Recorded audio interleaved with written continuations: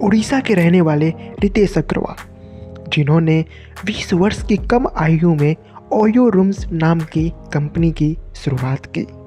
बड़े बड़े अनुभवी उद्यमियों और निवेशकों को भी आश्चर्यचकित कर दिया।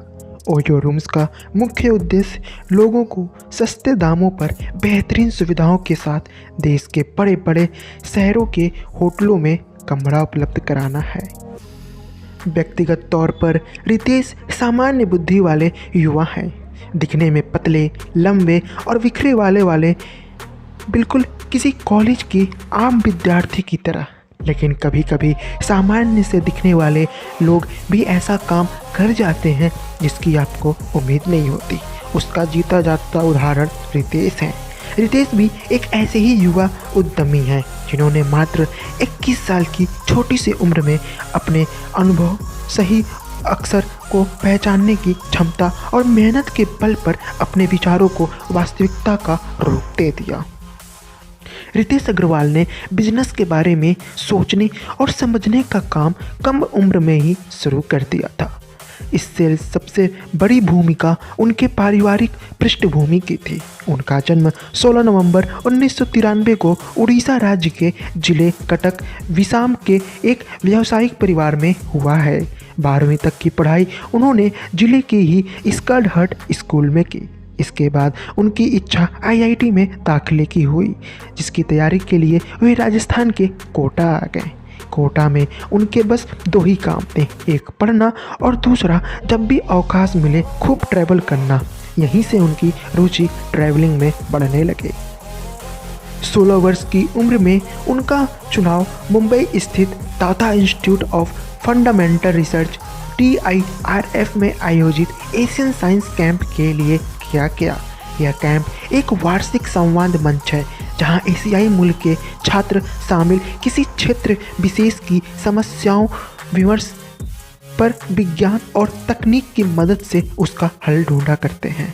यहाँ भी वे छुट्टियों के दिन में खूब ट्रैवल किया करते थे और ठहरने के लिए सस्ते दामों पर उपलब्ध होटल्स का प्रयोग करते हैं। पहले से ही रितेश की रुचि बिजनेस में बहुत थी और इस क्षेत्र में वे कुछ करना भी चाहते थे, लेकिन बिजनेस किसी चीज़ का किया जाए इस बात को लेकर वे स्पष्ट नहीं थे। कई बार वे कोटा से ट्रेन पकड़ दिल्ली आ जाया करते और मुंबई की तरह सस्ते होटलों में रुकते ताकि दिल्ली में होने वाले युवा उद्यमियों के आयोजन और सम्मेलनों में शामिल होकर नए युवा उद्यमियों और स्टार्टअप फाउंडर्स से मिल सकें। कई बार इन इवेंट्स में शामिल होने का रजिस्ट्रेशन शुल्क इतना ज़्यादा होता कि उनके लिए उसे दे पाना बहुत ही मुश्किल हो जाता। इसलिए कभी कभी वो इन आयोजनों में चोरी चुपके जा बैठते। यही वो वक्त था जब उन्होंने ट्रैवलिंग के दौरान ठहरने के लिए भी प्रयोग किए गए सस्ते होटल्स के बुरे अनुभव को अपने बिजनेस का रूप देने की सोची। वर्ष 2012 में उन्होंने अपने पहले स्टार्टअप ओबेल स्टेट की शुरुआत की। इस कंपनी का उद्देश्य ट्रैवल्स को छोटी या मध्य अवधि के लिए कम दामों पर कमरों को उपलब्ध करवाना था, जिसे कोई भी आसानी से ऑनलाइन आरक्षित कर सकता था। कंपनी के शुरू होने के कुछ ही महीनों के अंदर उन्हें नए स्टार्टअप्स पे निवेश करने वाली कंपनी वेंडो नर्सरी से 30 लाख का फंड भी प्राप्त हो गया। अब रितेश के पास अपनी कंपनी को आगे बढ़ाने के लिए पर्याप्त राशि थी। उसी समय अंतराल में उन्होंने अपने इस बिजनेस आइडिया को थेली फेलोशिप, जो कि पेपल कंपनी के सह संस्थापक पीटर थेल के थेल फाउंडेशन द्वारा आयोजित एक वैश्विक प्रतियोगिता है, वो इस आइडिया को उनके सामने रखा। सौभाग्यवश वे इस प्रतियोगिता में 10वां स्थान प्राप्त करने में सफल रहे और उन्हें फेलोशिप के रूप में लगभग 66 लाख रुपए की धनराशि प्राप्त हुई। बहुत ही कम समय में उनके नए स्टार्टअप को मिली इन सफलताओं से वे काफ़ी उत्साहित हुए और वे अपने स्टार्टअप पर और बारीकी व सावधानी से काम करने लगे। लेकिन पता नहीं क्यों उनका ये बिजनेस मॉडल अपेक्षित लाभ देने में असफल रहा और ओवरऑल स्टे धीरे धीरे घाटे में चला गया। वे परिस्थिति को जितना सुधारने का प्रयास करते, स्थिति और ख़राब होती जाती और अंत में उन्हें इस कंपनी को अस्थायी रूप से बंद करना पड़ा। हालांकि रितेश अपने स्टार्टअप के असफल होने से निराश नहीं हुए और उन्होंने दोबारा स्वयं द्वारा अपनाई गई योजनाओं पर विचार करने की सोची ताकि इसकी कमियों को दूर किया जा सके।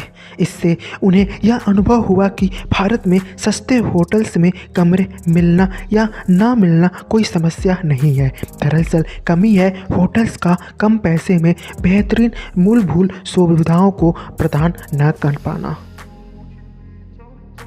विचार करते हुए उन्हें अपनी यात्राओं के दौरान बजट होटल्स में ठहरने के उन अनुभवों को भी याद किया जब उन्हें कभी कभी बहुत ज़्यादा पैसे देने के बाद भी गंदे और बदबूदार कमरे मिलते और कभी कभी कम पैसों में ही आरामदायक और सुविधापूर्ण कमरे मिल जाते थे। इन्हीं बातों से उन्हें फिर प्रेरित किया कि वे ओवरऑल स्टेज में नए बदलाव करें और एक ट्रेवल्स की सुविधाओं को ध्यान में रख उसे नए रूप में प्रस्तुत करें। और फिर क्या था, वर्ष 2013 में फिर ओवर लॉन्च हुआ, लेकिन इस बार बिल्कुल नए नाम और मकसद के साथ। अब ओवरऑल का नया नाम ओयो रूम्स था, जिसका मतलब होता है आपके अपने कमरे। ओयो रूम्स का उद्देश्य ट्रैवलर्स को किसी होटल में कमरा मुहैया कराना नहीं रह गया। अब वह होटल के कमरों की और वहां मिलने वाले मूलभूत सुविधाओं की व्यवस्था का विचार करें और इसके लिए कंपनी ने कुछ मानकों को भी निर्धारित। अब जो भी होटल ओयो रूम्स के साथ जुड़ अपनी सेवाएं देना चाहता है उसे सबसे पहले कंपनी से संपर्क करना होता है। इसके पश्चात कंपनी के कर्मचारी उस होटल में सुविधाओं का निरीक्षण करते हैं। अगर वो होटल ओयो के साथ खड़ा उतरता है तभी वो ओयो के साथ मिल सकता है, अन्यथा इस बार रितेश पहले की गलतियों को दोहराना नहीं चाहते थे, इसलिए उन्होंने एक बिजनेस फर्म 7mm के CEO भावना अग्रवाल से मिल बिजनेस की बारीकियों को बेहतरीन ढंग से जानने का प्रयास किया। इन सलाहों ने आगे चलकर उन्हें कंपनी के लिए अच्छे निर्णय लेने में काफ़ी मदद की। प्रारंभ में ओयो रूम्स को लगातार मिलते रहे, इसलिए उन्होंने लगभग दर्जन भर होटलों के साथ समझौता किया। इस बार रितेश की मेहनत रंग लाई और सब कुछ वैसा ही हुआ जैसा वे चाहते थे। किफ़ायती दामों पर बेहतरीन सुविधाओं के साथ ट्रैवल्स को यह सेवा बहुत पसंद आने लगी। धीरे धीरे ग्राहकों की मांगों को पूरा करने के लिए कंपनी में कर्मचारियों की संख्या 2 से 15, 15 से 25 कर दी गई। वर्तमान में ओयो में कर्मचारियों की संख्या 1500 से भी ज़्यादा हो गई है। आज मात्र 2 वर्षों में ओयो रूम्स 15,000 से भी अधिक ज़्यादा होटलों की श्रृंखला 10 लाख कमरों के साथ देश की सबसे बड़ी आरामदेह एवं सस्ते दामों पर लोगों को कमरा उपलब्ध कराने वाली कंपनी बन चुकी है। रितेश अग्रवाल की यह कंपनी भारत के शीर्ष स्टार्टअप कंपनियों में से एक है। इसी वर्ष कंपनी ने मलेशिया में भी अपनी सेवाएं देना प्रारंभ कर दिया है और आने वाले समय में अन्य देशों में भी उनकी पहुंचने की आशंका बनी हुई है। धन्यवाद। जय हिंद।